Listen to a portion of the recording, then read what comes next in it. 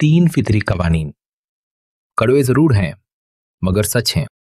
پہلا قانون فطرت، جیسے کھیت میں اگر بیج نہ بویا جائے تو خود بخود گھاس اگاتی ہے، ویسے ہی اگر دماغ کو اچھی سوچ، علم اور مثبت خیالات سے نہ بھرا جائے تو منفی سوچ، وسوسے اور بیکار خیالات اس میں جگہ بنا لیتے ہیں۔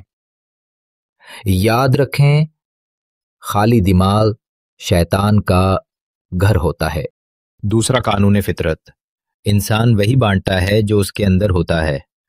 خوش انسان خوشیاں بانٹتا ہے، غمگین انسان غم بانٹتا ہے، عالم علم بانٹتا ہے، دیندار انسان دین بانٹتا ہے، اور ڈرا ہوا انسان صرف خوف پھیلاتا ہے۔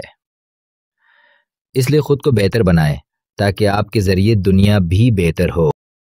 تیسرا قانون فطرت، جو کچھ بھی زندگی میں حاصل ہو اس کو ہضم کرنا سیکھیں، کیونکہ جو چیز ہضم نہ ہو وہ زہر بن جاتی ہے۔